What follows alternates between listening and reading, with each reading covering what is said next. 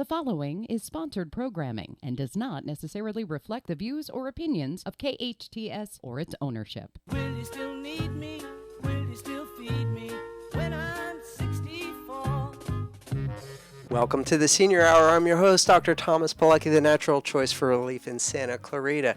On the show today, we have, in the first segment, our guest, Aazam Irilian. She's an artist, and her exhibition at the Main Theater from December 6th through January 7th is called Preserved Memories. It's an installation project representing how dementia, which is a progressive neurological disease, impacts the identity and fabric of one's entire being. So, Aazam, what do you hope to accomplish with this art installation? Thank you, Tom, and thank you for having me today. Of course. Appreciate it.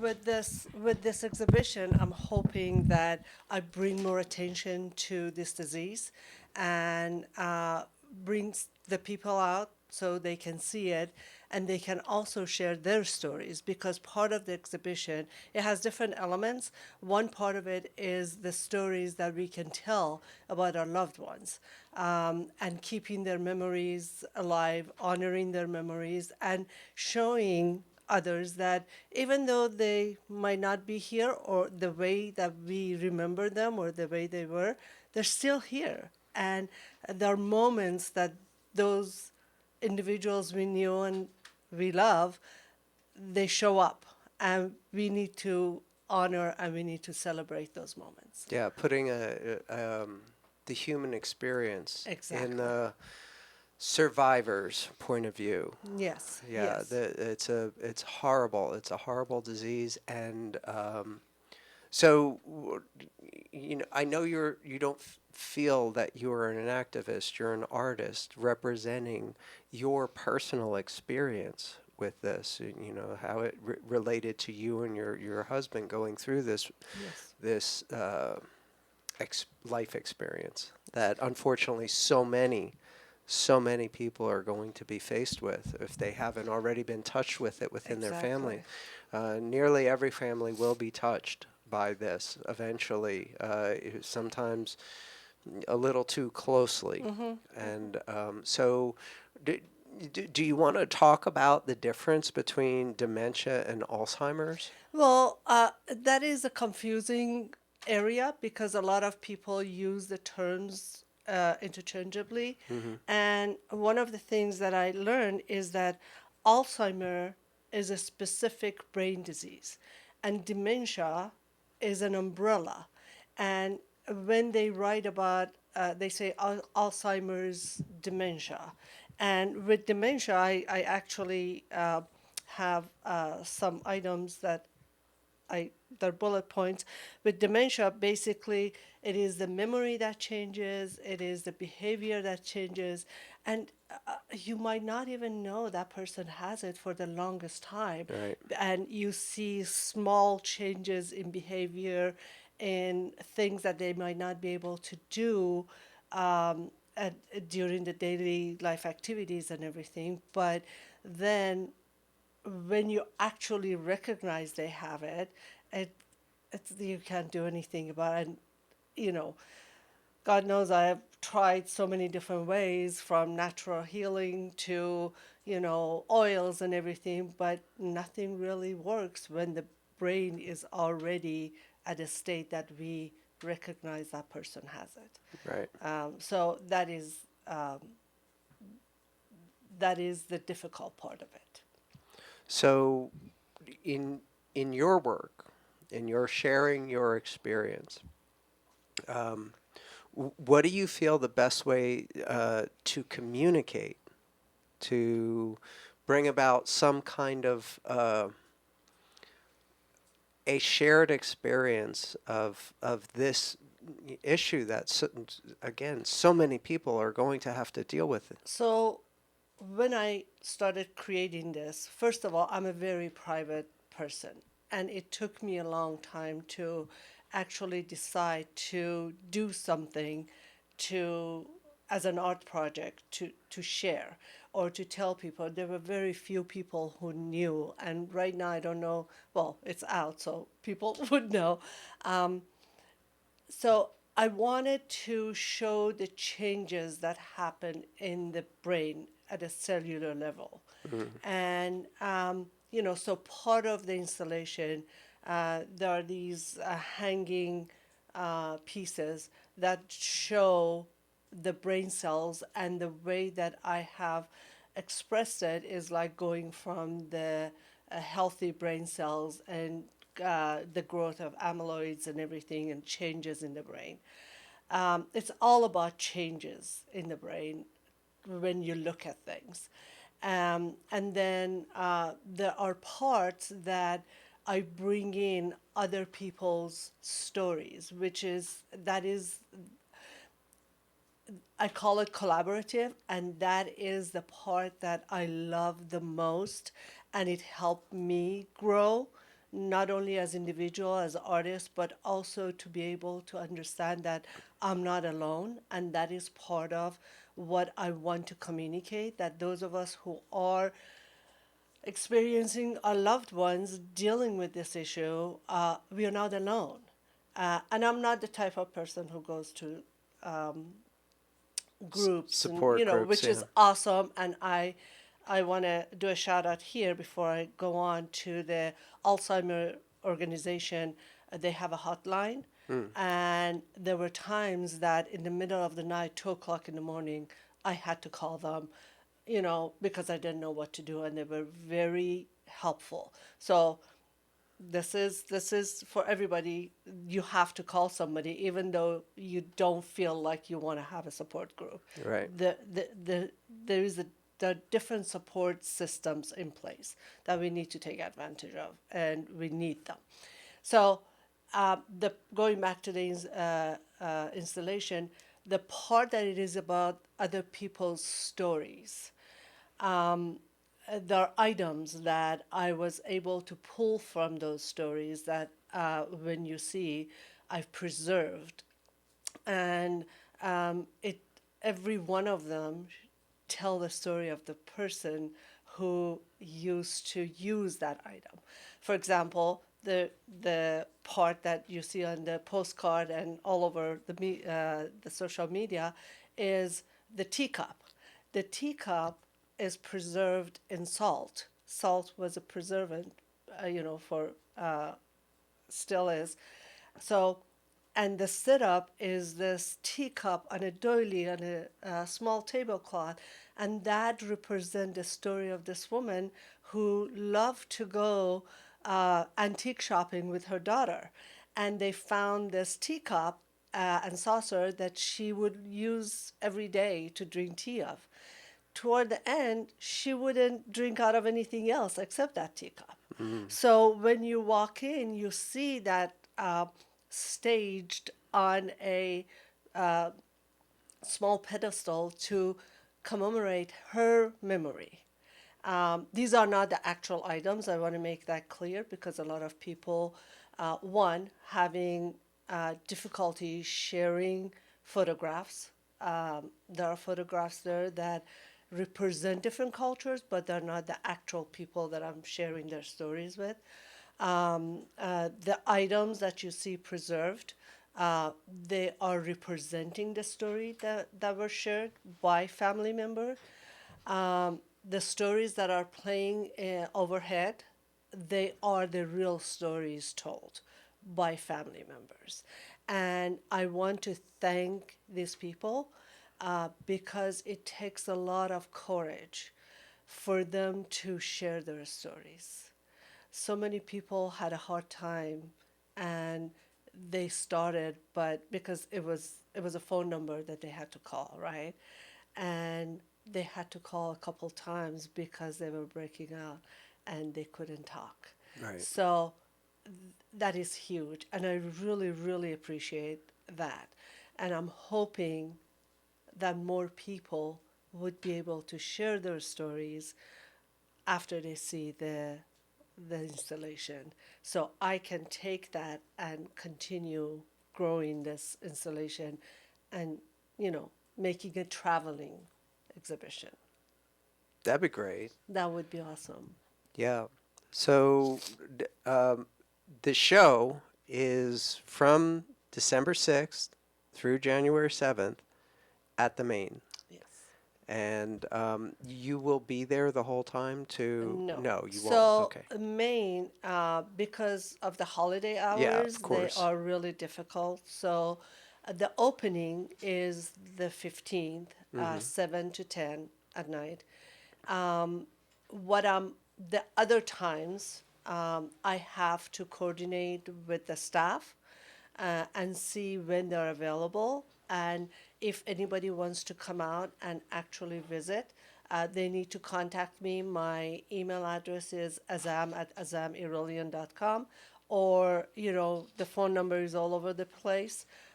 They can actually contact me, and I will set up the visit, which would be, in a way, a private visit. And if there are groups who want to come out, just contact me and we'll take care of it. Okay, so we're going to post that contact because not everybody is going to be able to spell Yes, Aazam yes. Irilian. We'll put that on our hometown station website That would in be order for perfect. Thank you. everybody to be able to contact you. I would just like to add, you've done a great job at sharing the personal side of this. I'm more involved on the science and treatment side of this. The Alzheimer's and dementia are end stages of this disease process. As you mentioned, by the time there are the recognizable symptoms, the damage is, in most cases, too far gone to do anything about Yes. whatsoever. And there's a lot of research out there, but the best part of this research is that we are finding evidence of this damage 20 to 30 years before the symptoms start showing up. That is when to make the changes. So Yes. early detection is a huge factor in this. And because we have technology that will actually see this progressive neurological disease long before any of the symptoms show up. Yes. NeuroQuant is a type of an MRI, a functional MRI that actually measures the mass of the brain and the tissues that are involved in this degenerative process. And as that degeneration progresses, eventually systems start to shut down. And by that time, it's difficult, if even possible, to even manage, much less reverse. But in the earliest stages, simple things like making sure that a person is getting enough quality sleep, a person is getting enough quality nutrition, a person is getting enough quality exercise. And for many people, we're talking about in their late 20s, through their 30s, into their 40s. We're not talking about the 60s and 70s and 80s when the disease is too far It's already, gone. yes. But I wrote the book Self-Care to illustrate how important this is, not necessarily as a treatment after the fact, because we know that's pretty much the worst strategy there is. It doesn't work pretty much ever for anybody. But a few simple things that don't cost you anything.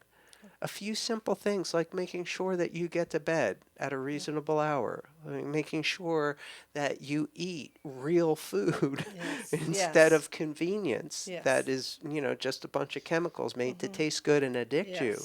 And you just walk for 20 minutes a day. You don't have to join some extreme gym program.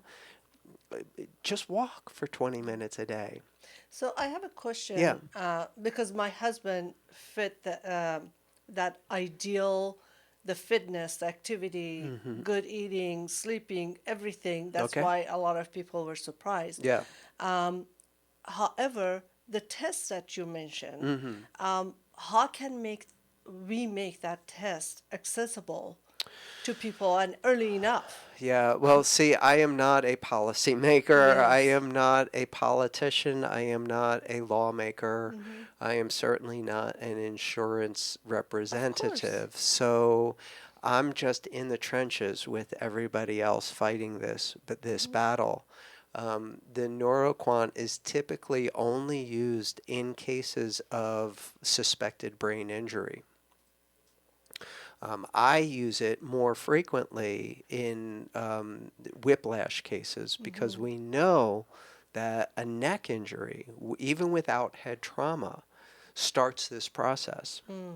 We're seeing that the brain tissue starts atrophying relatively soon after any kind of neurological insult. So people who have been, let's say, in a car accident, They have a and whole- they have a stiff neck for a couple of weeks, and then, whether they take some medication or get some physical therapy or whatever, that neck stiffness tends to, self-resolve. But if the real injury isn't addressed properly, we can see this disease progress over time. That's my field of specialty. And we have some exams that are much less invasive and much less expensive to see if this is going on. And only if we suspect that this is really going on and we can justify the cost of an exam, because nowadays insurance doesn't want to pay for anything at all. Exactly, Ever. and So, everything needs to be justified. Yeah. But in your 20s yeah. or 30s, Yep. you basically, You don't think about this kind no, of stuff. no, No, you and don't. the doctors don't see you as a No. candidate. No, no, no, no. So the chance of Catching it when it's manageable is minimal. very difficult. Unless you see someone like me, or you make yourself aware.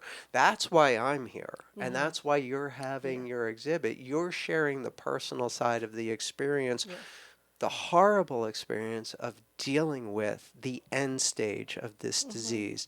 My whole thing is trying to never let that happen in the first place, and that is paying attention to things that are so easily dismissed in general conversation. Oh yeah, I got in a car accident, but it's not too bad. I took some Advil and everything's fine, and the attorney says I don't really have a case. So I mean, this is how most people think. And also the stress that we are all under. Of course. And basically, it's not daily, it is every second of the day. So we need to be able to manage that. And I'm pretty sure your book will discuss that. And I cannot wait to read it. Thank you so much for Thank the you. copy. Really appreciate Oh, it. you're welcome, and thank you. One of the things I see in caregivers is they sacrifice themselves, their emotional well-being, their physical well-being, to support the person they're taking care of. And this is a huge issue for anybody who is taking care of somebody. The speech at the beginning of any air flight is, if you're traveling with someone and those air masks drop, put yours on first. You got to take care of yourself in order to take care of anybody else. Yes, that's it. And now I'm getting personal. Yeah. It's really difficult to give up and say, I cannot do this. You, course. as someone you love, whether it's your mother, your husband, your father, brother, whoever it is, you want to do as much as you can. Of course. Because especially if you had a wonderful relationship and, everything was good, you want to do whatever you can. And you don't even put yourself in the picture as Right. far as, oh, I need to take care of myself. Right. And as someone who saw the suffering part of it, the pain, the lack of sleep, because even though it impacts all of your demeanors and you want to scream, you still want to be there, and you don't do that to your loved one. Right. So you take it all in, and you then become the person who Yeah. needs attention. Your collateral damage. Yes. All I'm suggesting is, and No, I agree with you, yes. make sure that you're able to take care of Exactly. that person, and And- that's the strategy that I'm recommending. Yes, and if you are able to, at every level, financially, physically, mentally, get the help, and you are the one who make that decision. Nobody else is in your shoe, in your place, and you are the one who needs to make that decision and know that it is the best decision you can make at the time with everything you have. Because there are a lot of people, who Aren't living the experience. have opinions. Yeah. So stop here, center yourself, and listen to what your heart and what your mind is telling you. Aazam Irilian, thank you so much. Preserved Memories is an art exhibit on display at the Main Theater from December 6th through January 7th. It's been a pleasure to have you Listen here. here. Thank you so much. Thank you. Really appreciate You're it. listening to the Senior Hour on KHTS at 98.1 FM, AM 1220, and yourhometownstation.com. Your hometown station. Will you still need me? Will you still feed me when I'm 64? Welcome back to the Senior Hour on KHTS FM 98.1, 1220, and yourhometownstation.com. In the studio with us now is Adam Laraway of Focus Physical Therapy. And there's a lot that's too apart from the back when it comes to physical therapy. But the most intriguing thing for most people out there, I'd like to talk to you a little bit about the NEUBIE. So for somebody who's never heard of or seen anything like this, what would you say to introduce them to this technology?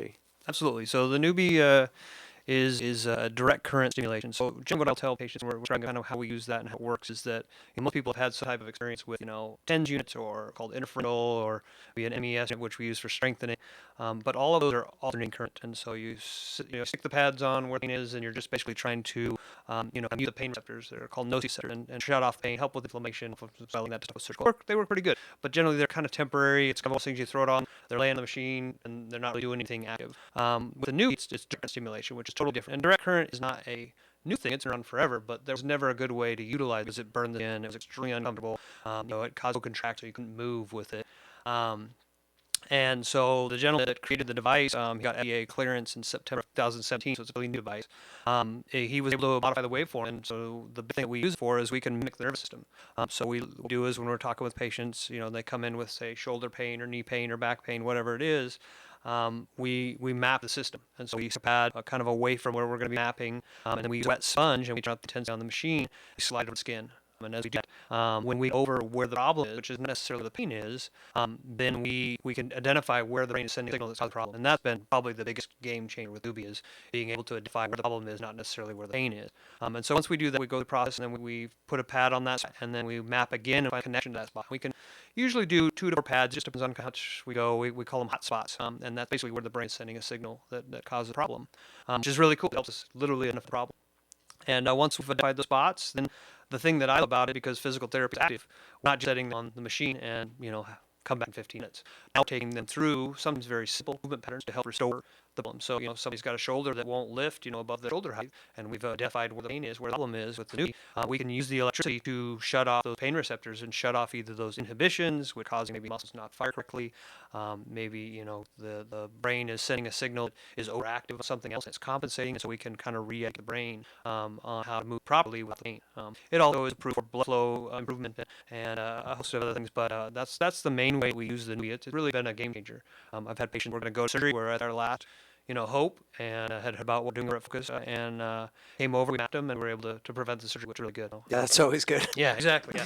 Well, they got to start cutting, there's no going back, so, you definitely want to try and exhaust all options. Yeah, with real respect to orthopedic surgeons, Absolutely. there is quite a high patient rate. Yeah.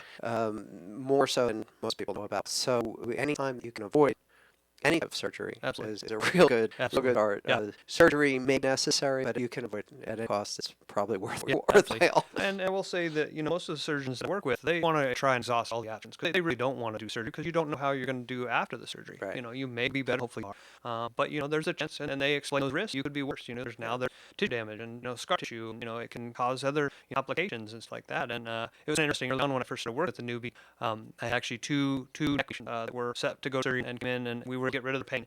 And I actually got a phone call from the surgeon, it was the same surgeon, and they wanted over and see what it is I was doing. They'd never heard of it. And at first I was nervous, like, okay, I've upset the surgeon. He's not going to win me any more patients because it was prevented surgeries.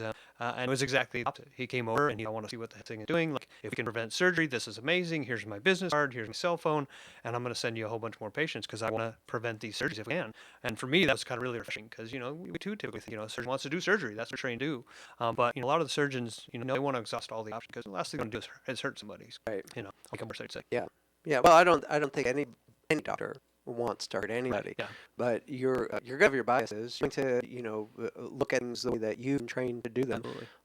And most importantly, the hallmark of any kind of therapist, is paying attention. Pay attention to what is really happening, not what the promotional material, any specific device or procedure or drug maybe, but what is really happening with your patients. And if you're not serving the best interests of your patients, you need to be open to shift gears, figure out some strategy. I do my best to be as unbiased as possible, and I spend an obscene amount of time researching, and you can usually see through some of the bias in every study out there. The authors claim there's no conflict of interest or anything, and then you're like, maybe that isn't exactly true.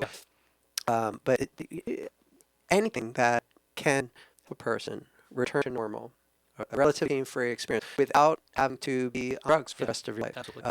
That's the number one concern. Number just going up on an operating table is going to save the person a lot of rehab expense, stabilization, and quality of life. Absolutely. I think especially kind of what you're hinting to with the opioid crisis that we're dealing with, it mutes the pain receptors, but it doesn't fix the underlying problem. Exactly. And if we get to the underlying problem, then you have to deal with the DINs and medications are hard on the body. The body reacts. I mean, you got chemical responses and reactions going on just every second. And if we're on medications that are block signals, but they're not fixing the problem, people get stuck. So that's what we see now, and that's one of the really cool thing about happening in the nervous system with NEUBIE is that we're literally finding where the brain's sending signals causing the problem. And it's been pretty cool. I've been a PT for 22 years now, and I've had really good experience and results with a lot of trainings over those years. But now working with the NEUBIE for the last 4 years, it's been a game changer. It's just been unbelievable and I've had to get some more, I would say, more challenging cases just that have struck out elsewhere with types of healthcare. And unfortunately, not gotten the results we want, and we've been able to get the results, which has been really, really cool. Yeah, that is the prize. Absolutely. For people who will not accept the status quo. Absolutely. That's why I go to work every day. Absolutely. I've been doing it a little bit longer than you, and there are challenges. There are patients will never know the struggles that doctors and therapists face who are just trying to help people. Absolutely. And how hard that can be at times. Absolutely, yeah. So when I find a comrade, again, you can't use that word anymore. When I find a compatriot, regardless of what school they graduate from, or it's always so refreshing to work with another functional person. That's what it boils down to. Are you just placating? Are you covering up? Or are you trying to restore that person's function so that they can get back to what's really important to them? Absolutely. Yeah, and I wasn't alluding to opioids, but you brought it up. Yeah. I'm not just talking about opioids. I mean, it says, That's true. over-the-counter stuff that you can get at the supermarket. A heck of a lot of people to the emergency room, and some of them don't make it alive. Absolutely, yeah. People don't even think about that stuff they have they have in their medicine cabinet that they got at the supermarket, no prescription necessary, as potentially lethal. Right, yeah, absolutely. You don't think in those terms because that's not part of the commercials. Absolutely, yeah. But if you can avoid that, you said chemicals take a toll on the body. Absolutely. We're not made for it. And sometimes the minimal temporary relief that you get from it just is not worth the risk. Absolutely. You hear about risks associated with physical therapy so much, but occasionally chiropractic makes the headlines on some poor incident, one in something like 600 million adverse events, but always makes a lot of news for weeks about how chiropractic's dangerous. I'm like, if you only knew what aspirin does, right, but you never see anything like that. Yeah, absolutely. It's crazy. So, again, if you can fix something instead of just constantly treat it, right, that is so far ahead of the game. That's what functional is all about. I don't care how you do it. Yeah. In my book, I give people 8 different ways to never see me. Right. That's my goal.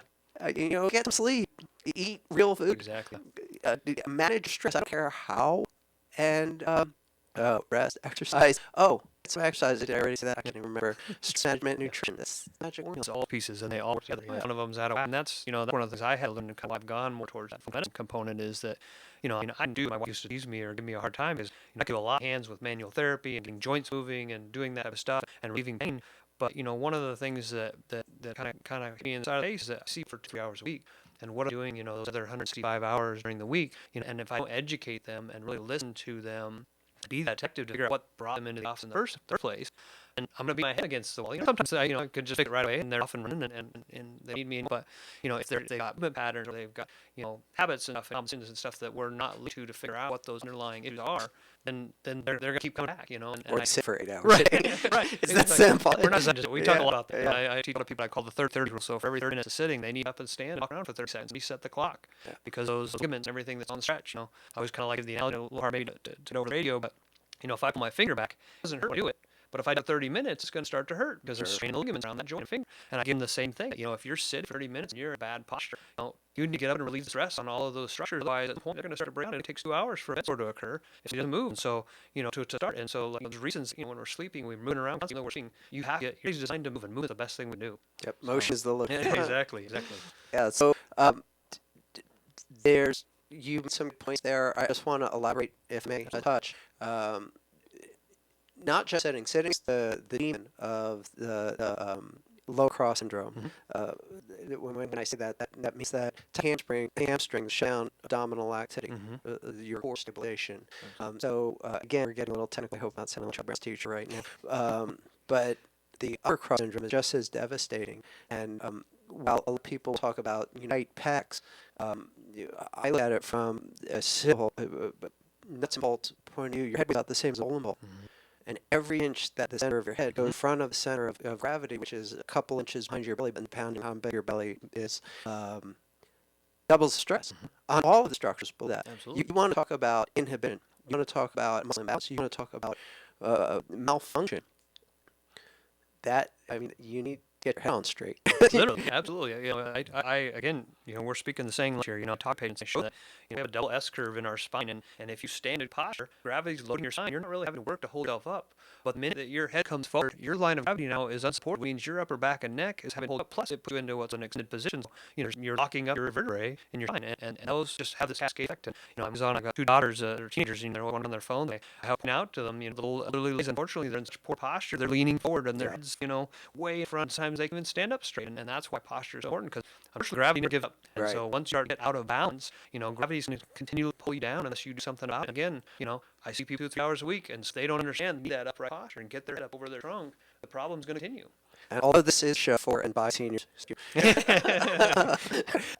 This starts in childhood, especially since every kid now has a cell phone. Absolutely. You see looking down into their hand instead of having the phone up in front of them is just one of my pet peeves. Absolutely.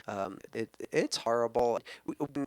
I was growing up. We didn't have cell phone. I'm old. We didn't have computers. I'm old. So our recreation was literally run around or riding bikes until the streetlight came out. That was it. We must be some ages. Yeah. So we had a very different growth. Yeah. The stages of development for males doesn't stop until you're at least 18.